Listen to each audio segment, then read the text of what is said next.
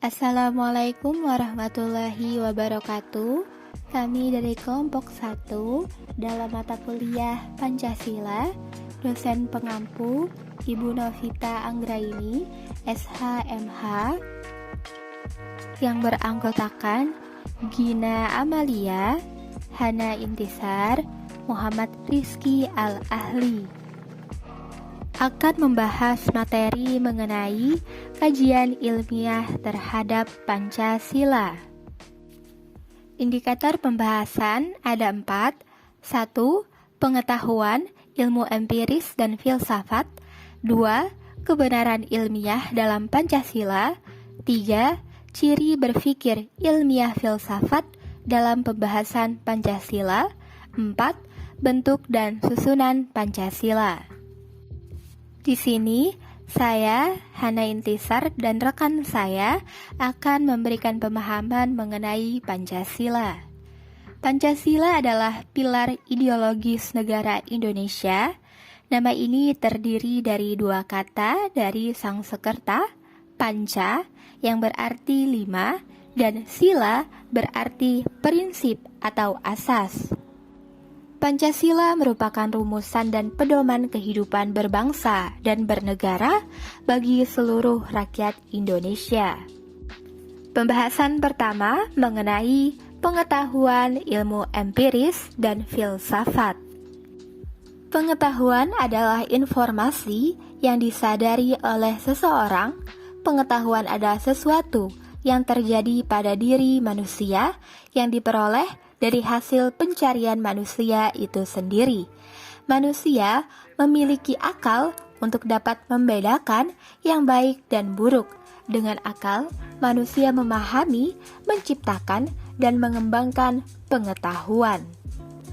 Pengetahuan dapat diperoleh secara spontan, yaitu merupakan melalui indrawi yang terikat perubahan ruang dan waktu, dan sistematis reflektif, melalui trial and error, uji berulang-ulang, disusun secara sistematis menjadi suatu sistem pengetahuan yang kebenarannya bersifat umum. Macam-macam pengetahuan reflektif atau relektif, empiris, ilmu agama, teknologi, ilmu filsafat, dan seni. Mengenai ilmu empiris, empiris merupakan suatu ilmu pengetahuan berdasarkan kejadian atau peristiwa nyata yang pernah dialami oleh panca indera manusia yang diperoleh dari pengamatan, pengalaman, serta eksperimen yang sudah dilakukan. Panca indera dapat berupa penglihatan dan indera-indera perasa lainnya. Filsafat, pengetahuan yang bersifat mendasar dan umum menyangkut masalah-masalah hakiki tentang manusia, alam, dan Tuhan.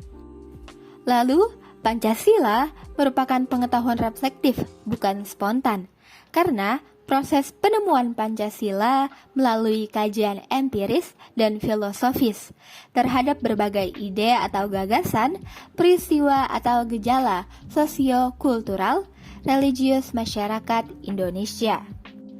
Pengetahuan dapat kita kategorikan menjadi 3, yaitu pengetahuan verbalis berdasarkan ucapan atau kata-kata, contohnya seperti pidato. Lalu ada konotatif menggunakan rasio atau metode ilmiah. Kemudian yang terakhir denotatif berkaitan dengan fakta dan realita yang menunjukkan adanya perwujudan nilai-nilai Pancasila dalam kehidupan. Dapat berupa perbuatan tindakan maupun bukti-bukti fisik. Sekian pembahasan dari saya mengenai pengetahuan ilmu empiris dan filsafat. Selanjutnya, pemahaman lainnya akan disampaikan oleh rekan-rekan saya. Selanjutnya yang kedua yaitu mengenai kebenaran ilmiah dalam Pancasila. Kajian terhadap Pancasila dari sudut pandang ilmiah dapat disebut sebagai pendekatan ilmiah. Pembuktian untuk menunjukkan bahwa Pancasila dapat dikategorikan sebagai pengetahuan ilmiah dapat juga diajukan susunan kesatuannya yang logis.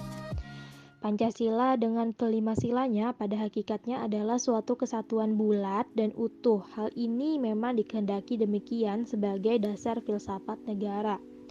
Suatu dasar filsafat negara merupakan suatu keutuhan sistematis meskipun terdiri atas bagian-bagian, namun bagian-bagian ini tidak saling bertentangan dan tetap merupakan suatu keutuhan. Dalam lingkup pembicaraan kefilsafatan, sistem filsafat Pancasila harus memenuhi 4 teori kebenaran, yakni teori kebenaran koherensi, korespondensi, pragmatik, dan konsensus. Yang pertama yaitu teori koherensi. Pernyataan dianggap benar jika pernyataan ini bersifat konsisten dengan pernyataan sebelumnya yang dianggap benar. Di dalam setiap sila Pancasila terdapat hubungan yang saling mengkualifikasi, hubungan satu kesatuan dan saling mengkualifikasi ini terjadi karena tidak ada pertentangan sila yang satu dengan sila yang lainnya. Hubungan sila ke-1 sampai sila ke-5 bersifat runtut. Inilah satu penerapan teori koherensi. Kemudian yang kedua yaitu ada teori korespondensi. Satu pertanyaan benar jika materi pengetahuan yang dikandung pernyataan itu berhubungan dengan objek yang dituju oleh pernyataan tersebut. Maka kebenaran menurut sistem filsafat Pancasila bahwa kandungan pernyataan sila-sila Pancasila harus cocok, sesuai terjerma dalam keadaan senyatanya bermasyarakat dan bernegara. Kemudian yang ketiga yaitu teori pragmatik.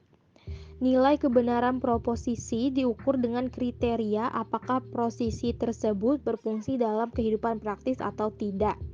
Teori ini tercermin dalam Pancasila sebagai pemersatu bangsa Indonesia. Fakta sejarah telah membuktikan baik sejak proses penetapan Pancasila sebagai dasar negara maupun dalam menghadapi berbagai pemberontakan, dengan jiwa Pancasila ini persatuan dan kesatuan tetap terjaga. Dalam hal ini, Pancasila bersifat fungsional dalam mempersatukan bangsa Indonesia. Yang keempat yaitu kebenaran konsensus. Kebenaran konsensus didasarkan pada kesepakatan bersama. Suatu pernyataan dikatakan benar apabila disepakati oleh masyarakat atau komunitas yang menjadi bagian dari proses konsensus. Kebenaran konsensus dalam Pancasila dapat dilihat bahwa Pancasila sebagai konsensus nasional telah disepakati oleh pendiri bangsa pada tanggal 18 Agustus 1945. Selanjutnya materi ketiga yaitu mengenai ciri-ciri berpikir ilmiah filsafat dalam pembahasan Pancasila. Terdapat syarat-syarat tertentu yang harus dipenuhi sehingga pengetahuan itu dapat dikatakan sebagai suatu ilmu. Puja Wijatna menyebutnya sebagai syarat ilmiah, yaitu yang pertama ada berobjek. Syarat pertama bagi suatu kajian ilmiah adalah berobjek. Objek dapat dibedakan menjadi dua macam, yaitu objek material dan objek formal. Objek material ini dapat terwujud di dalam pemikiran para tokoh pendiri negara maupun tokoh-tokoh ilmuwan dan politisi negarawan Indonesia. Kemudian yaitu objek formal dalam membahas Pancasila dapat dilakukan dari perspektif sudut pandang ilmu. Ilmu seperti hukum yuridis, politik, sejarah, filsafat, sosiologi, dan antropologi maupun ekonomi. Yang kedua yaitu bermetode. Setiap ilmu harus memiliki metode, yaitu seperangkat cara atau sistem pendekatan dalam rangka pembahasan objek materialnya untuk mendapatkan kebenaran yang objektif. Demikian pula halnya dengan Pancasila. Jika Pancasila dibahas dari sudut pandang sejarah, maka metode yang dipakai adalah metode ilmu sejarah. Di antaranya kritik naskah dan interpretasi. Yang ketiga yaitu bersistem. Pemahaman Pancasila secara ilmiah harus merupakan satu kesatuan dan keutuhan. Bahkan Pancasila itu sendiri pada dasarnya juga merupakan suatu kebulatan yang sistematis, logis, dan tidak ada pertentangan di dalam sila-silanya. Syarat bersistem yang dipenuhi oleh Pancasila menunjukkan bahwa Pancasila merupakan hasil pemikiran para pendahulu negara yang dirumuskan dengan kecermatan yang tinggi dan bersifat logis. Yang keempat yaitu universal. Kebenaran suatu pengetahuan ilmiah relatif berlaku secara universal, artinya kebenaran tidak terbatas oleh ruang dan waktu. Demikian pula kajian terhadap Pancasila dapat ditemukan bahwa nilai-nilai terdalam yang terkandung dalam masing-masing sila Pancasila bersifat universal. yaitu ketuhanan, kemanusiaan, persatuan, kerakyatan, dan keadilan. Materi selanjutnya akan dilanjutkan oleh rekan saya, yaitu Muhammad Rizky. 4. Bentuk dan susunan Pancasila. Bentuk dapat diartikan sebagai rumusan Pancasila sebagai tercantum di dalam alinea 4 pembukaan UUD 1945. Pancasila sebagai suatu sistem nilai mempunyai bentuk ciri-cirinya, yaitu yang A. Setiap sila Pancasila merupakan satu kesatuan yang bulat dan utuh, artinya masing-masing sila dalam Pancasila tidak dapat dipisahkan. B. Setiap unsur pembentuk Pancasila merupakan unsur mutlak yang membentuk kesatuan, bukan berarti unsur komplementer.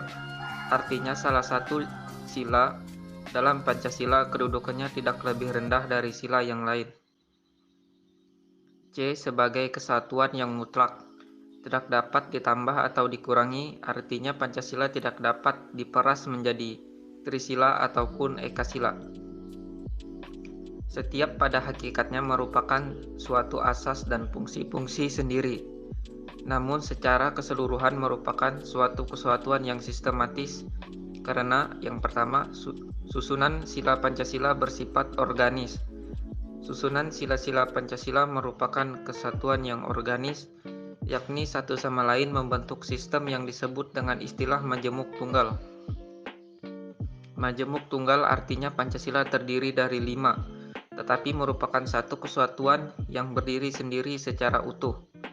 Yang kedua, susunan Pancasila bersifat hierarkis dan berbentuk piramidal.